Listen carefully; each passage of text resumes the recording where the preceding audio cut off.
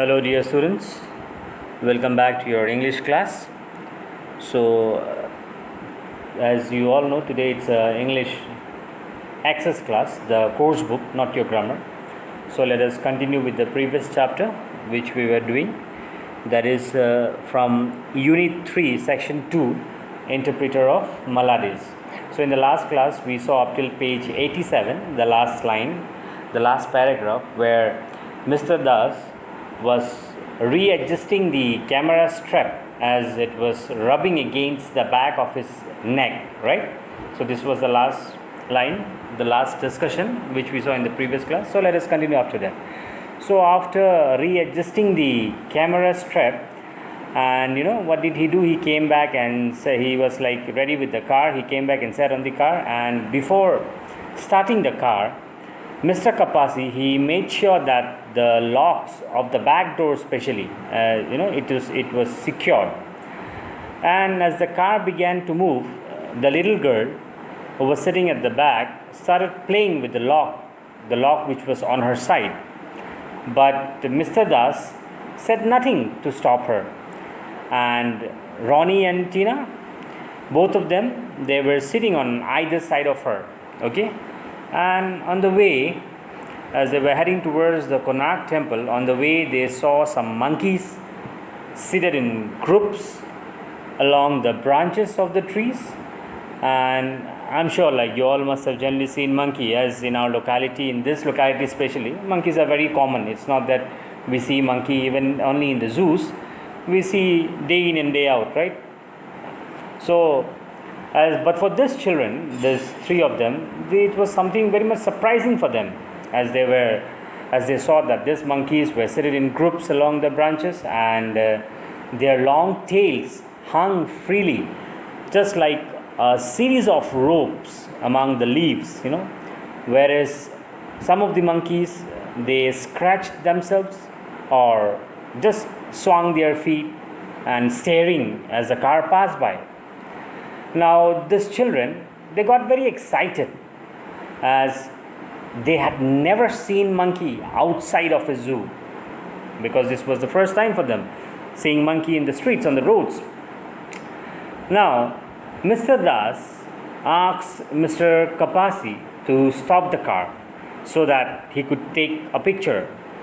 And meanwhile, as Mr. Kapasi stopped the vehicle, now Mrs. Das, she pulled out a bottle of nail polish, a kind of a colorless nail polish, and struck on the tip of her index finger. She was applying on it.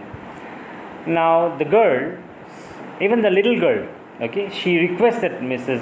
Das by showing out her hand as well, that even she wanted to apply, but Mrs. Das continued with her own. And the little girl, as Mrs. Das did not fulfill her wish, so the little girl occupied herself by buttoning and unbuttoning the dress of her doll. She was having a doll along with her. Now once Mr. Das was done with the photography, then the car moved on, and the condition of the road was not good. The road was completely dusty. So Mr. Kapasi decided to decrease the speed in order to provide them a smooth ride. Now the little boy was confused. The little boy, when he saw the driving seat, because as in America, what happens, the driver's seat is in the opposite side of ours. Like in India, if you see in a vehicle, the driving seat or the driver's seat is on the right hand side, right? But in America, it's on the left hand side. So this little boy was confused.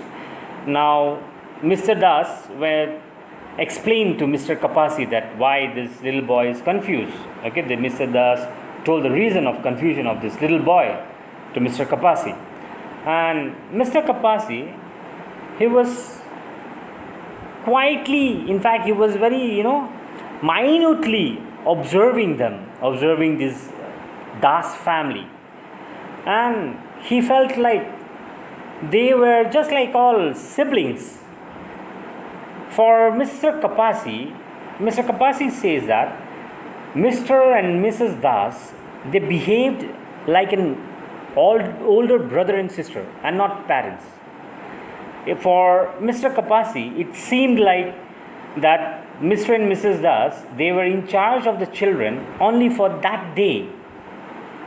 As Mr. Kapasi was very minutely observing them, and on the way, Mr. Kapasi sees that Mr. Das is busy with his camera. Mr. Das tapped on his lens, whereas Mrs. Das continued to polish her nails. And Tina, that little girl, as I told you, that she wanted to apply those nail paint or nail polish, whatever you say. So even Tina kept on pleading every now and then, as even she wanted her nails done, right? And at one point, Mrs. Das flicked just a drop of polish on the little girl's finger before placing the bottle back inside her bag. And finally, they reached Konark at 2:30.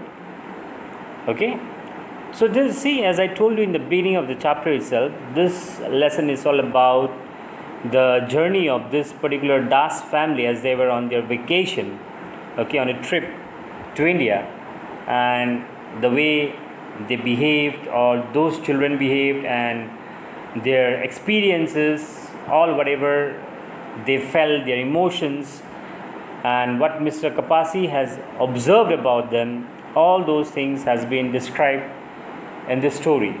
Alright, so I hope you got this lesson, as half of the lesson we have already done in the previous class, and the remaining half we have done today. With this, we come to the end of this chapter. My dear children, please go through the text, and let me tell you, as in the previous class, I gave an assignment, a homework with regard to reference to context. Many of you, some around 2 to 3 of you, you had query asking me like you did not understand what is this. A reference to context means a particular portion, a particular text, okay? It can be a line, it can be a paragraph, an extract from the content of the chapter will be pulled out and will be given to you. Based on that particular extract, based on those particular words, there will be some questions, okay, very short questions, and you have to answer those questions not based on the story, based on those extracts only which has been given to you. The answers must be on those lines, on those words, not in the entire chapter. Are you getting it? Your answer may come from the entire chapter, but that will be completely wrong. Reference to context means answers with reference to that particular context and not the whole chapter.